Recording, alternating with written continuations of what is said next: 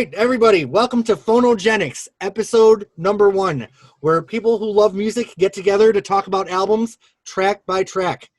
We used to do this in person at the Disco Doll studio, and then life happened and coronavirus happened, and now we are rebranding this as a Facebook Live and YouTube TV show. So I'd like to thank all my Patreon subscribers for supporting culture and art in my time. Thank you so much. Patreon.com/Jeremy Gloff. Even $1 a month can make a difference. All right, so today, the first album we're going to talk about is the Go-Go's Beauty and the Beat. I guess the format we'll do is I'll kind of talk about each song, and then we can kind of go around and everyone can add their thoughts. The reason I picked this album is because there was a really fabulous documentary about the Go-Go's that was on Netflix. Did anybody else see it? Not yet. All right, and on our board today, we have JP and Kat, both from Tampa. Then we have Chris coming in from Gainesville. Awesome. Thank you guys for joining me. So I remember the first time I saw the Go-Go's. This album came out in 1981, I believe, and that would have put me at 6 years old. And that's when MTV was just kind of just starting out. That was the really early years of MTV. I remember being at my cousin Kevin's house, and Our Lips Are Sealed came on the TV, and I'm like, I love this song. Like, I loved it from the beginning. And it's interesting because the 80s, like, every year was so different. 81 was so different than 82, music-wise, because technology just evolved so fast. So the interesting thing about this Go-Go's album is I feel it's timeless. Like, listening to it, the production was so timeless that it doesn't sound like an 80s album, like some of that later stuff would. But, yeah. Does anyone else remember the first time they heard the Go-Go's? I had this album in high school, and I mean, I was in high school in the mid '90s, so it was an old album already. But my dad had brought me a copy of it, and I really liked it. I loved her voice. I just loved everything about it. I heard it when I was 12, Jeremy, in Tampa, on Q105, like all the time. Well, I mean, we got the beat, right? Yeah, that right. Song. Yeah. But yeah, like I was telling you, like I didn't really take a deep dive into the album until, I don't know, like 10 years ago. I remember hearing Our Lips Are Sealed, I don't know, a while back, and that's my favorite song, definitely. Right.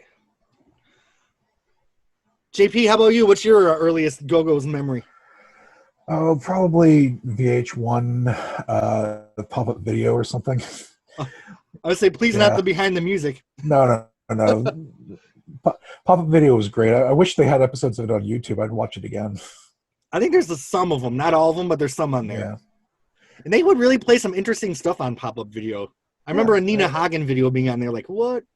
Oh, nice. Yeah, I love all the little bits of trivia. It's like the IMDb trivia section, but for the music video. All right, so let's start off talking about the album. The opening track, of course, was the huge hit, Our Lips Are Sealed. I believe it was the second single from the album. I think We Got the Beat was the first single, if I'm not mistaken. Does anybody know this? I should have brushed up on my Wikipedia knowledge before this, but yeah, let's see. No, well, We Got the Beat came out before the album. Okay, so Our Lips Are Sealed would have been the second single. And the video made such an impression on me. They're all just driving around in a car. I think they're in a fountain, if I remember right. And one of the highlights of the song for me is I just love Jane Wheatland's breakdown. Like that bridge part which comes singing is just so sweet and so characteristic of her. So does anyone else have any thoughts on Our Lips Are Sealed? I've got it playing right now in the background, watching the video on YouTube. Oh, see, that's what I need to do. They all got ponytails and those big chunky jewelry pieces. Oh yeah, big giant golden earrings and the hair. It's such a catchy song. And in the documentary, they were talking about how they went into the studio, and the producer, because they were, they started out as a punk band, and the producer said, "Slow your songs down a little bit." So when they went in the studio, they kind of slowed their songs down a little bit, which made them a little bit more commercial. And, it was a huge hit. Like, this album was everywhere. And I didn't know that, but I can kind of hear it. Yeah. Who did was Belinda Carlisle in the Germs before she was in the Go-Go's? Was she? I believe so.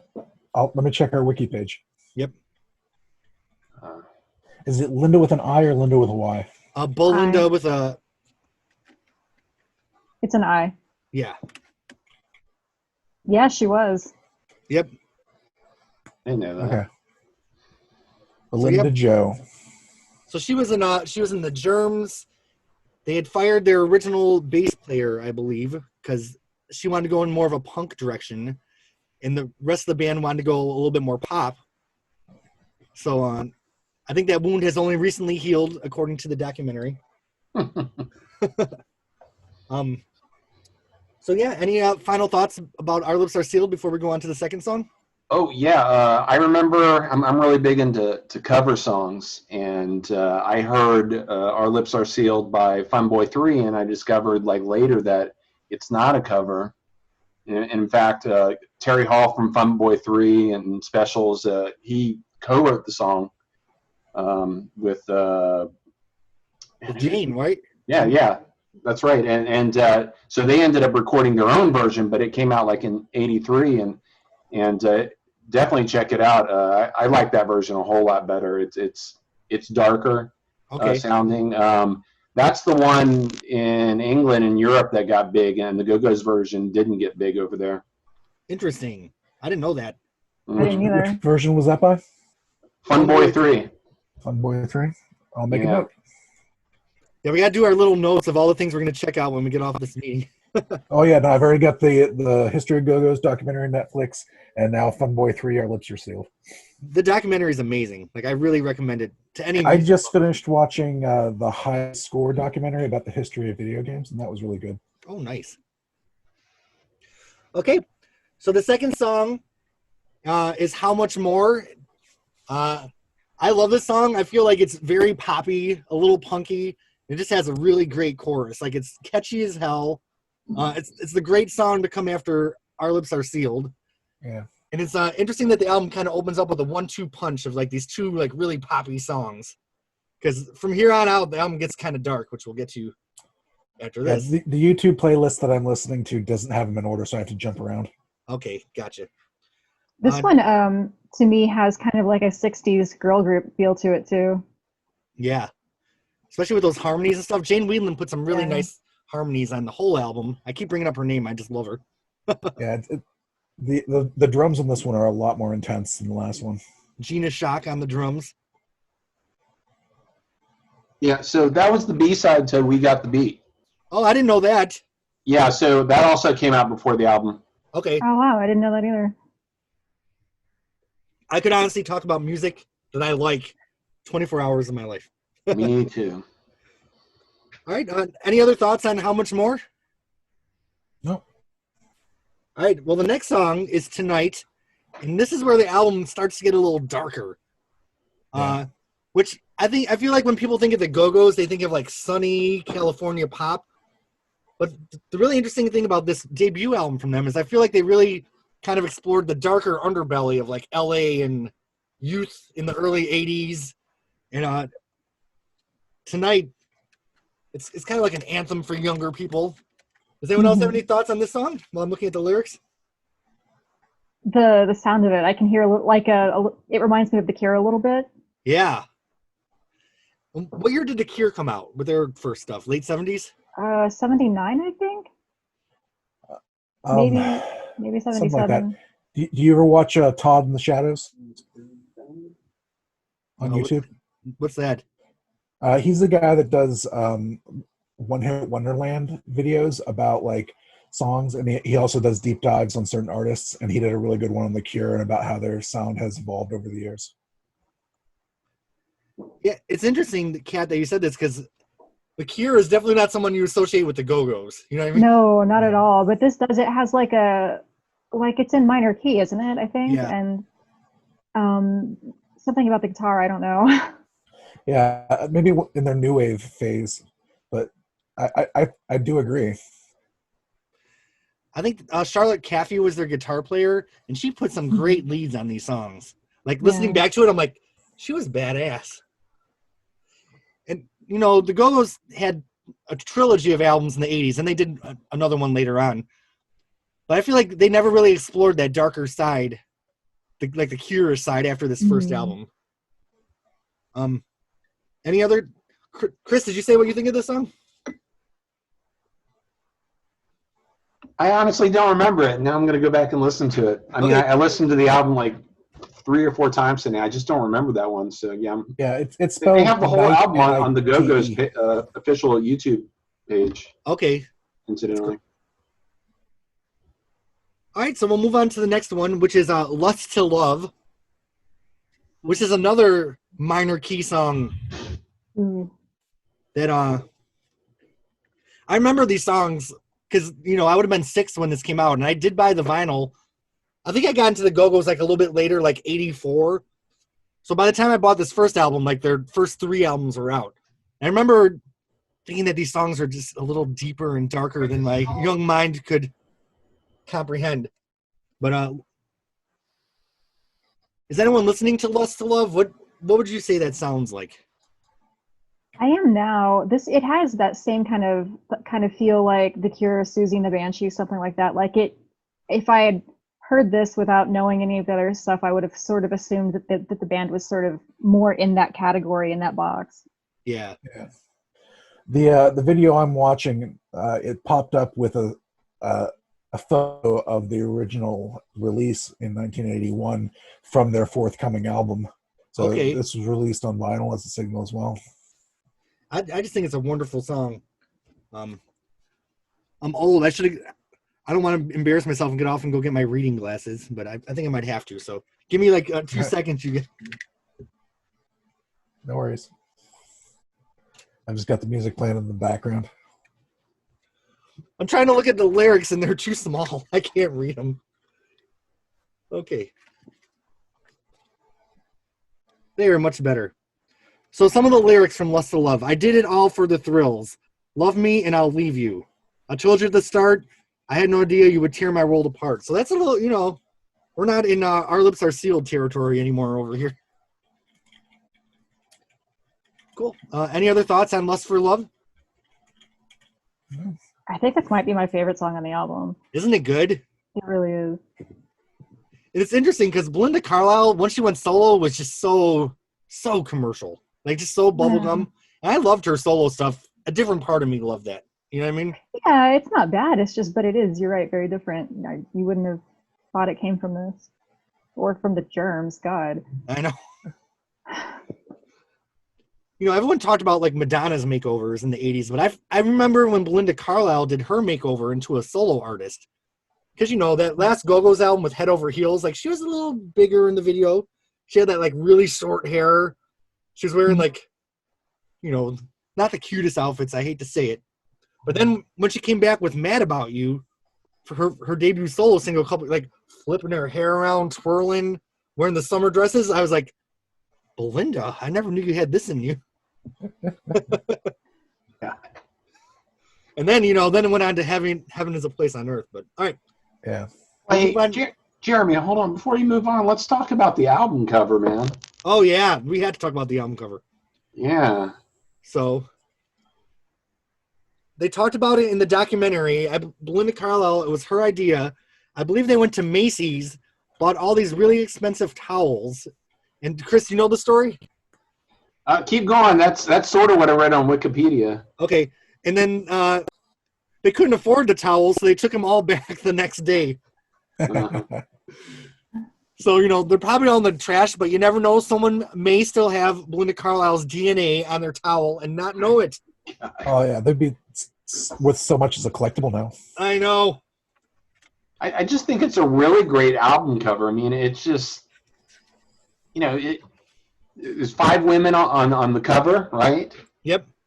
But their faces are literally masked, which is just so odd, and the colors, it just it doesn't stand out, like I guess like as kind of a pop album.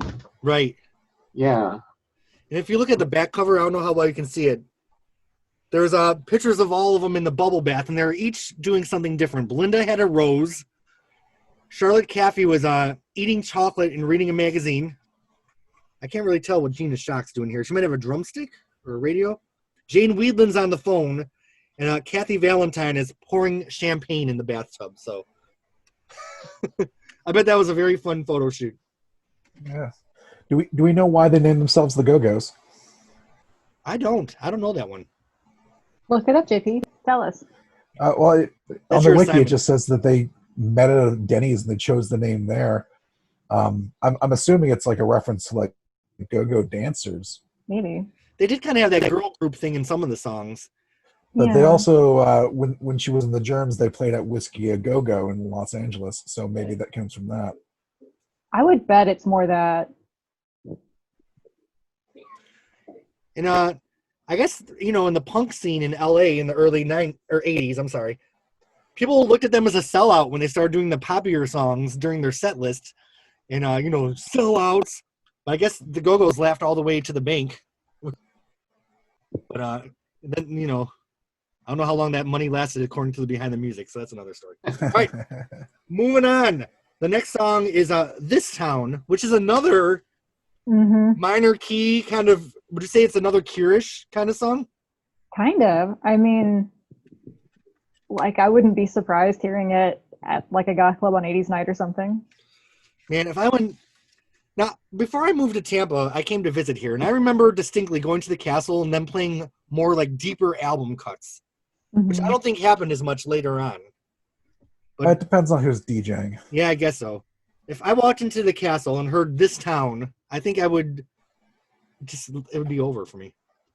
I'd lose some Just of make this friends weight. with the DJ and put it on the request. I'd lose some of this weight I'd put on if they played the... So the lyrics of This Town. We all know the chosen toys of catty girls and pretty boys. Make up that face, jump in the race. Life's a kick in this town. So they're kind of singing about some darker stuff. It's just such a juxtaposition of their glossy image when they're pretty dark and rowdy. They partied pretty hard from what I heard. Yeah, but their I like songs the are idea so upbeat. Right. Yeah, and I mean, if you're not listening to the lyrics at all, I mean, I don't think you get that. Sure.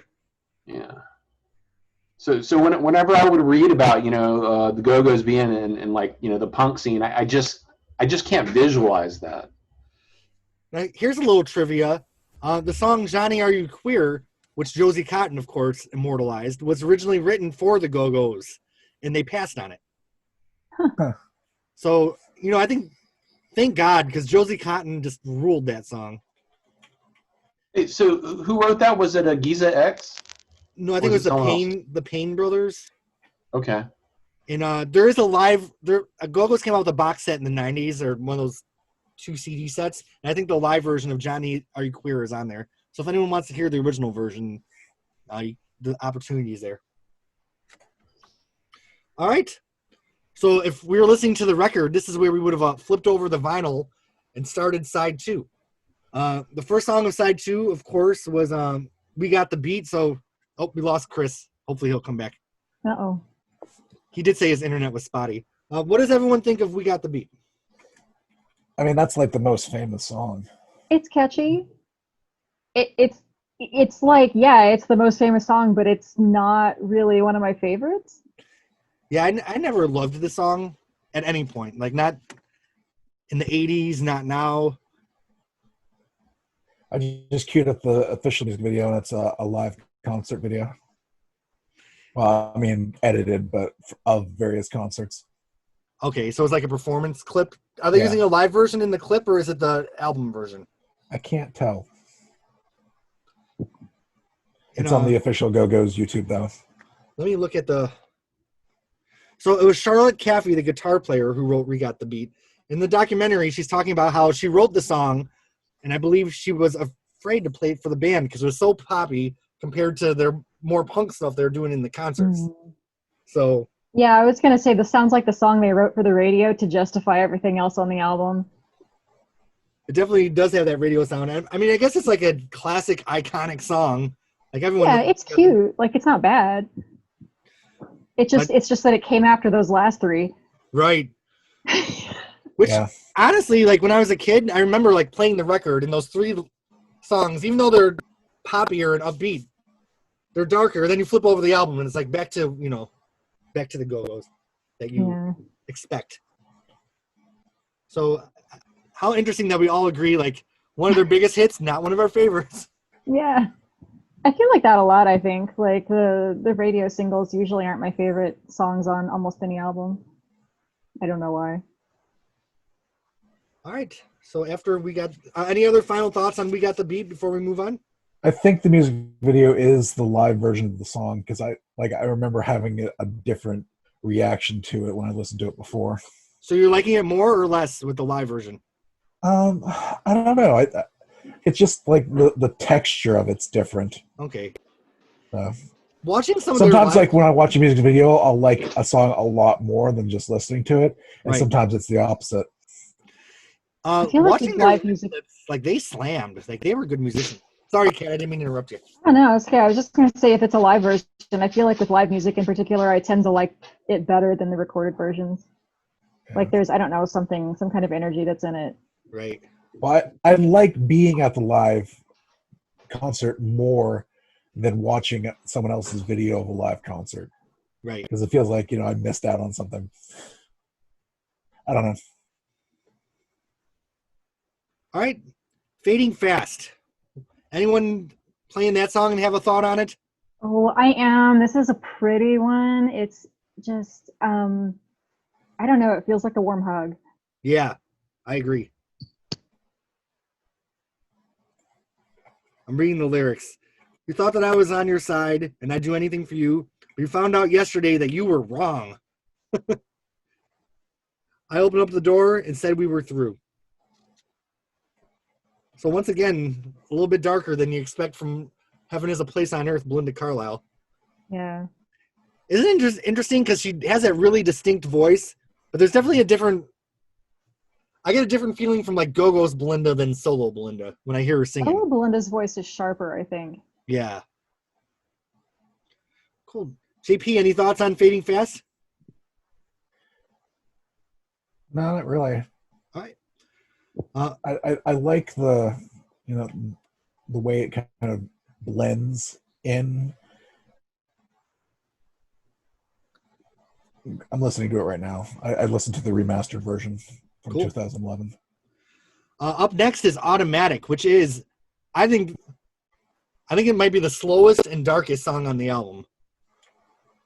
It's just, I remember the first time I heard it because I had a little Fisher Price record player in my bedroom, and I was playing this. I'm like, this is weird. Like I would have been like 7 or 8. And I'm like, this is a weird song, but even playing it as an adult, I love it. The lyrics.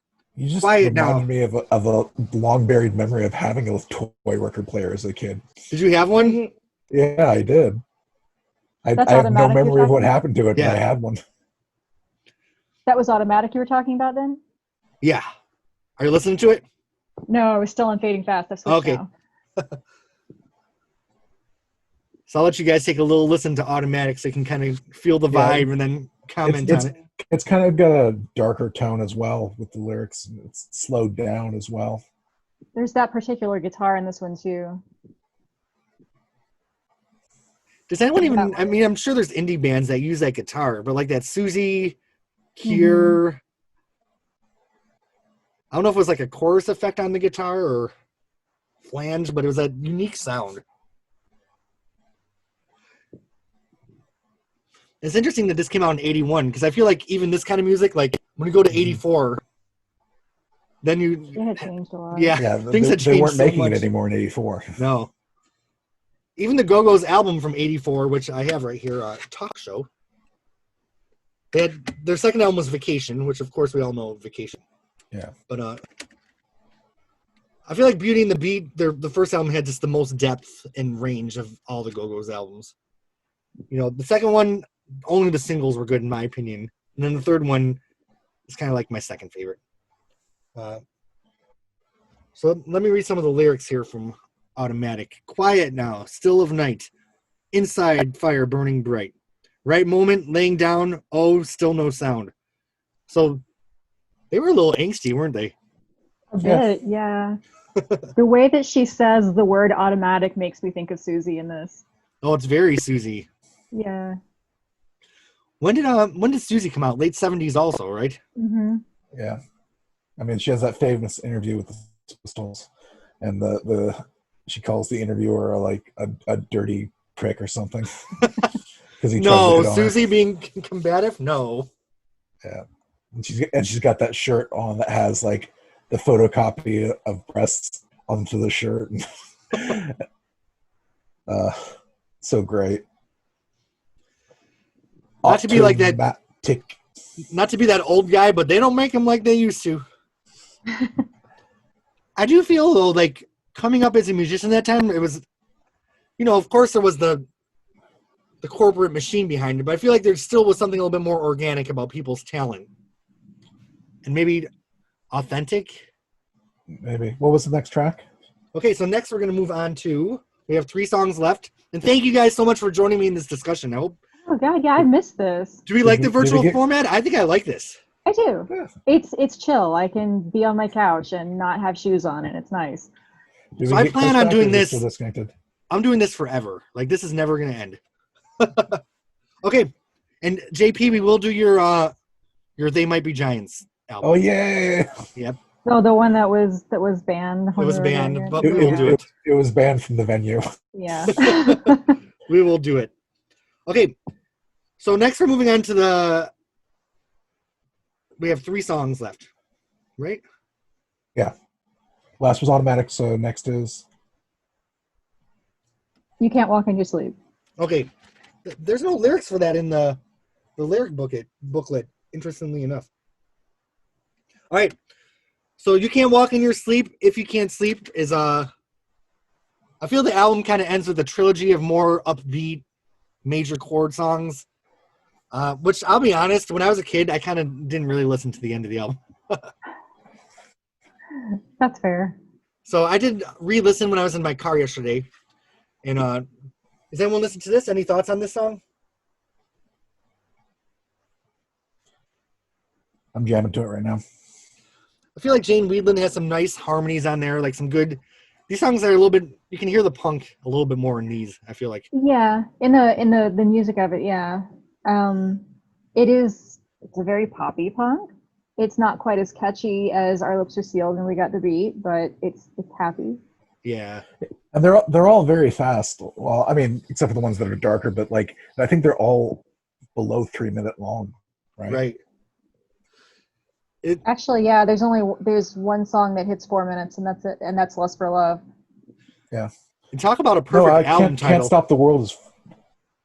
Am I looking at the wrong? No, you're right. Lust for Love is. No, wait. It's Can't Stop the World is 4:05. Lust for Love is 3:48. Okay. Can't Stop the World, the version I have is 3 minutes and 18 seconds. Huh. Oh, I'm looking at the 30th anniversary disc. Okay, I'm Shame just on listening to you. the version that's on iTunes. Of shame. I'm just kidding. Okay, well, let's move on to. We have 2 songs left here.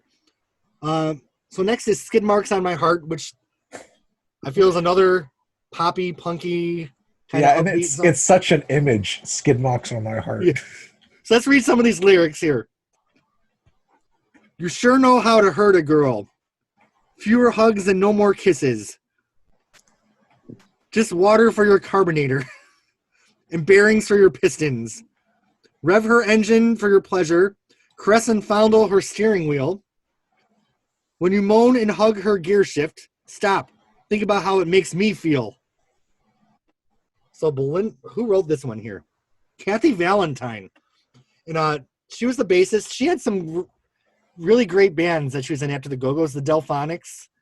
I have a couple of their CDs, so there was some real talent in this band. This is a really cute song. I think of the more upbeat ones, this is the one that I like the best. I think it's partly the lyrics. I think the lyrics are really adorable. Yeah. And I think sometimes cute is hard to pull off without it being like icky. You know what I mean? This is the right kind of cute though. This is like, I don't know. And that's why I love the Go-Go's, because I really just felt like they were the right kind of cute. Yeah. I mean, without the Go-Go's, would there ever have been the Spice Girls? I don't know. Is that an endorsement? I can't tell. I have a friend, Quentin, that just swears by the Spice Girls, and he writes books. Like, he's a major music author, and that was what started my music. And I personally just I can never really get into them. Yeah, Like, I know me neither. they had their novelty thing, and "Wannabe" was a good song for what it is. It's catchy. Beyond that, my friend Steph was just posting about, like, she gets into all the solo albums and everything, and I just could never get into them. So I haven't tried any of the solo albums. here's a good thing we could talk about. Do we feel like the Spice Girls are a descendant of the Go-Go's, or is it two different things? Well, I mean, how many all-girl bands were there before the Go-Go's that made it big? None. They were the first. I mean, you had like the backup singers that were like all girl bands, like, Right. But like coming off of that, I mean, there wasn't a lot. There was like female lead singers, but I don't see them having a whole lot in common musically, though. I see like L7 as a more direct descendant of like the Go-Go's, like the more L7, Riot Like Girl. L7? Yeah. Yeah. Pussy Riot. All that 90s stuff. Yeah. Of course the Go-Go's were more commercial and more pop than, your L7 or Babes in Toyland. But Yeah. that's the kind of family that I put them together in. People may agree. Yeah, I would too. Because the Go-Go's, I don't think the Spice Girls, I think they were curated, and I don't even know if they wrote their material, but the Go-Go's played their instruments and wrote all their own material. Right. And great material. Like, they wrote great material. All right, so the album. Oh, go ahead, JP. Are there any big, like, all-girl bands right now? I mean, what's that country band that just changed their name? They were the Chicks? They were the former Dixie Chicks. The former Dixie Chicks. Yeah. What about There Haim? are only 3 of them, right? Yeah, there's 3 Dixie Chicks. Isn't it like Haim, Haim? Are they an all-girl band? I think, yeah. I think is it 2 of them or 3? I don't know. I think but there's 3. It's interesting because I feel like music is so genre specific. It doesn't have the mass pop culture appeal that it used to have. So I think people more compartmentalize into the genres they like. Like, I even like, there'll be an exception, but I feel like songs that hit the top 40 don't have the wide umbrella over culture that they used to. Unless you're like talking like WAP, Cardi B. But someone's getting a call. All right, we have one more song. An alarm. Can't Stop the World. Can't Stop the World. Also written by Kathy Valentine. I feel like it takes the album full circle. It kind of takes you back to that, upbeat thing. It keeps that vibe going that we started off with. Our Lips Are Sealed. What do you guys think? It does. It has kind of that same. It was Our Lips Are Sealed that I was saying reminded me kind of a 60s song, and this has that same feel to it. Yeah. Cool. Let's read a couple of lyrics from this one. And it's more positive, I think, than most of the other songs on this album were. Yeah, let's look at these darker songs. Tonight was written by Charlotte Caffey, Jane Weedland, and P. Case, who I don't know who that is. Lust to Love was Charlotte and Jane. And This Town was Charlotte and Jane. So it seems like Charlotte Caffey and Jane Weedland wrote the darker stuff. The darkest song, Automatic, was just written by Jane Weedland. And she's still punk as hell. Like, did you guys ever remember her solo hit Rush Hour from the 80s? I don't think so. Maybe. That was more like a synth pop song, but Jane Weedland is just like, she's my hero. She's just so badass. So, that's another assignment when you jump off the discussion is check out some of Jane Weedland's. Just her. Like, even some of her solo stuff was poppier than her Go-Go stuff, but it's still great. So, yeah, Can't Stop the World. The last line. Oh, go ahead, JP. I just pull up her wiki page, so I'll look at some of those songs there. Your heart, your will, your car. They've all been broken.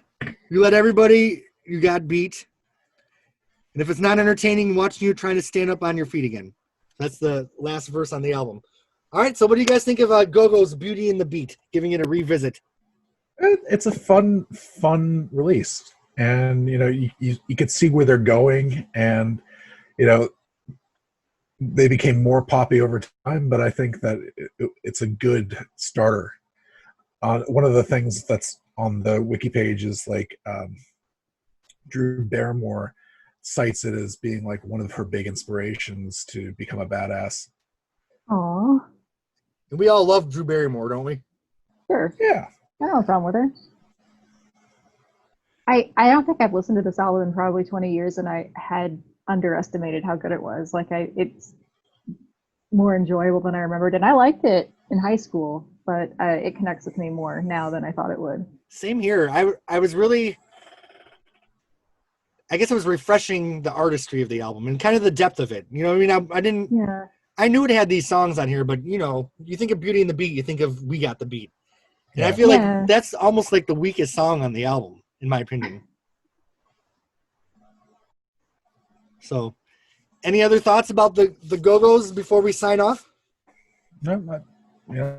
I'm sorry Chris got lost his connection, but we'll catch him next time. That's all right. So yeah, JP and Kat and Chris, thanks for joining me on this. I am so excited to be back talking about music. The world might be in a terrible place, but we are not when we're talking about great records. Oh yeah, That's true. And, Phonogenics forever. This has been such an hour well spent, or 40 minutes, and you know how awesome. I'm gonna get off this and do our little assignment list. And once again, thanks to my Patreon subscribers, patreon.com/Jeremy Gloff. We will be back in October to talk about Prince's masterpiece, Sign of the Times. All right. All right. I will talk to you all very soon. take Big care. hugs. Have a great night. Bye.